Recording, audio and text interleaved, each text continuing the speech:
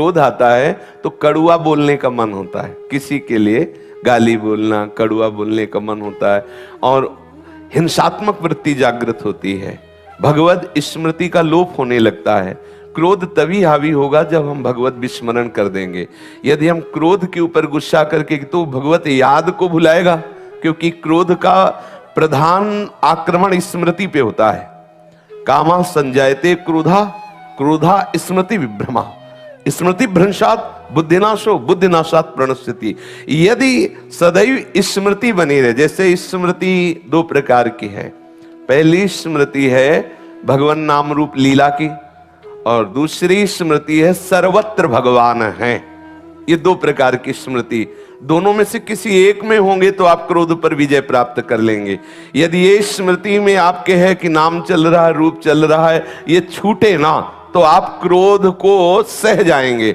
और यदि स्मृति चल रही कि सामने वाला जो हमें क्रोध दिलाने की चेष्टा कर रहा है मेरा प्रीतम ही है, तो आप क्रोध पर विजय प्राप्त।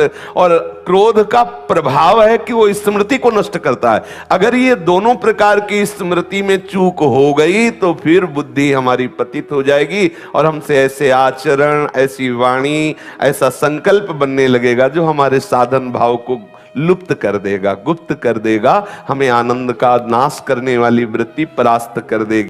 कि क्रोध बड़ा है या क्षमा।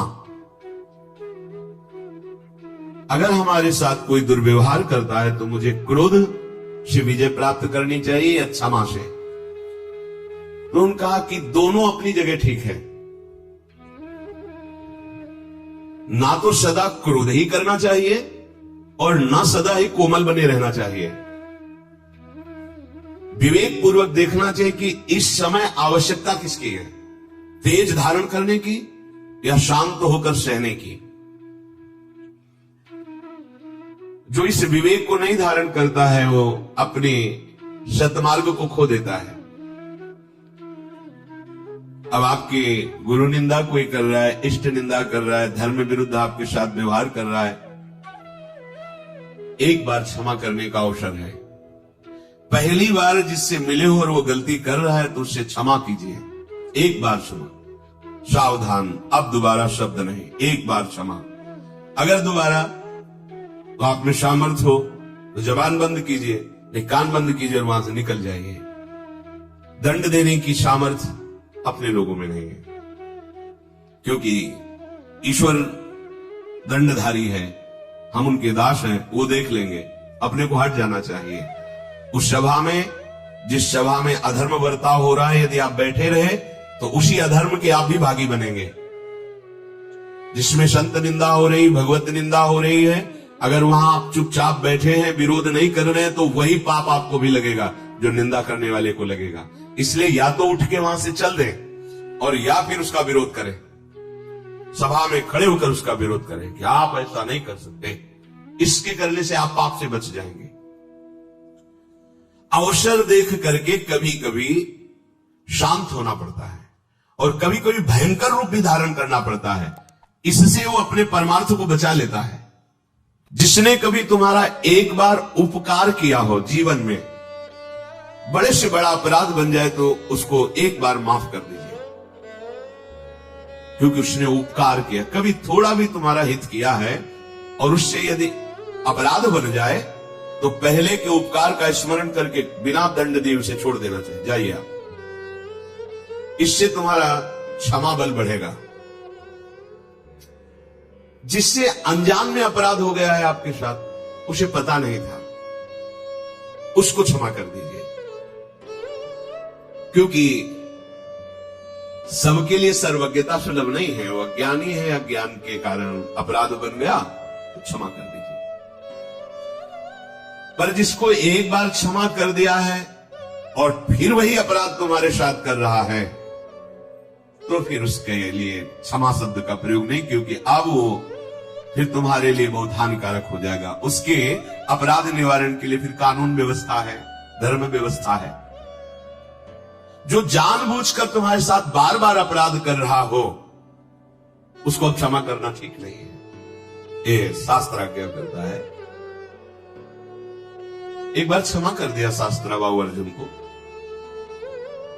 बड़े क्रोध से भगवान परशुराम जी आए जब सुना कि जमदग्नि जी उनके पिता हैं, यहां से आश्रम का विनाश किया उसने और गौ आदि अपहरण करके ले गए। माता विलाप कर रही थी, उनका ऐसे समर्थ की मां विलाप कर रही, मैं इनका विनाश कर दूं। जमदग्नि जी ने कहा नहीं, पहला अपराध है, क्षमा कर, हमारा बल क्षमा है। लेकिन उद्दंडता उनकी इतनी बढ़ गई कि उन्होंने वध कर दिया आकर दोबारा जमदग्नि जी का। फिर भगवान परशुराम ने क्षमा नहीं किया, अपने तेज बल से और फरसे के बल से पूरे वंश का विनाश, काट काट के पहाड़ लगा दिए थे। तो जो उद्दंड है, पाप पे पाप करता जा रहा है, उसके लिए क्षमा शब्द का प्रयोग नहीं है, उसके लिए दंड ही उसके लिए सही औषधि है। प्राणी कोई भी हो, यदि एक बार अपराध करे तो विचार पूर्वक क्षमा कर देना चाहिए। यदि जानबूझकर दोबारा अपराध करता है तो उसे, ये दूसरों के लिए नहीं अपने लिए भी लागू है। एक बार हमसे गलती हो गई तो प्रभु क्षमा कर देंगे। जानबूझकर गलती करो और सोचो कि भाई नाम या किसी से हम, तो उसको फिर नामापराध के अंतर्गत माना गया है और विशेष दंड का अपराधी। जैसे आपसे अभी तक गलती हो गई, पापाचरण हो गए, गंदे गंदे खाद्य और सब, आपने सत्संग सुना और अब लो नशानी अब ना नशे हो और भगवान की शरण में हो गए तो सब माफ हो गया। लेकिन अब नहीं होना चाहिए। अगर फिर होता है तो सब जुड़ जाएगा ब्याज सहित। जो दोबारा बार बार अपराध करता है, उस अपराध के लिए दंड देने से ही उसका सुधार होगा, क्षमा से नहीं। अच्छी तरह जांच पड़ताल कर ले और जब ये सिद्ध हो जाए कि ये अमुक बार बार अपराध कर रहा है तो उसके क्षमा योग्य बर्ताव नहीं करना चाहिए, क्योंकि उसका सुधार हो जाएगा, उसके अपराध का दंड यदि उससे मिलेगा।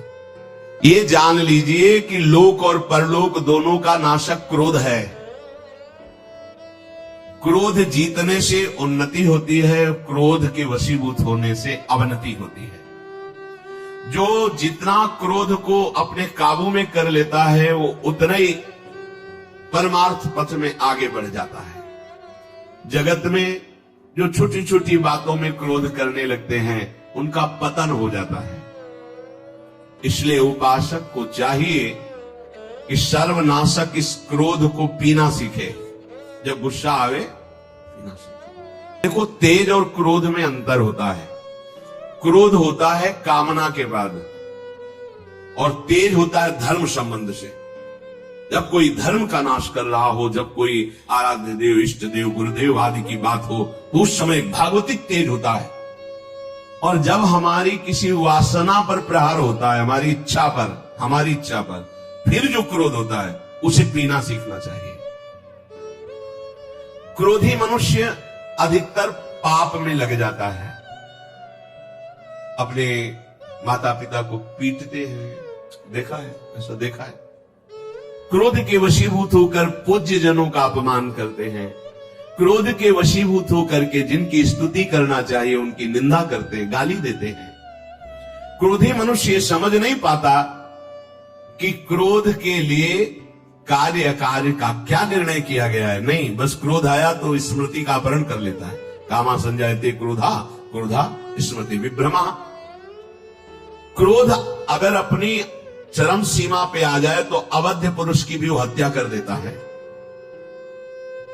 जिसकी पूजा में हमें तत्पर होना चाहिए उसका वो वध कर देता है। क्रोध अगर और बढ़ जाए तो अपने आप को भी आत्महत्या कर सकता है और यमलोक का अतिथि बनकर बहुत दुर्गति को प्राप्त होता है। क्रोध, इन दोषों को देख करके उपासक को चाहिए कि इस लोक और परलोक में परम कल्याण के लिए क्रोध को जीतना सीखे। जब तुम परमार्थ में आगे बढ़ोगे तो तुम्हारा अध्यात्म बल बढ़ेगा, तो उसमें तुम्हारे अध्यात्म बल को क्षीण करने के लिए माया ऐसी रचना रचेगी जिससे तुम्हें क्रोध आवे।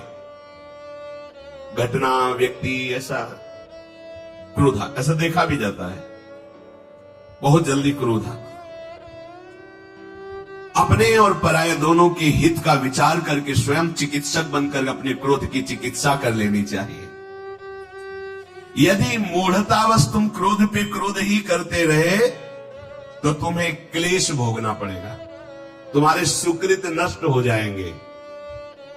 चित्त को वश में करना उपासक का परम धर्म है, पर जो क्रोध का ही वर्ण किए रहता है उसका चित्त जलता रहता है।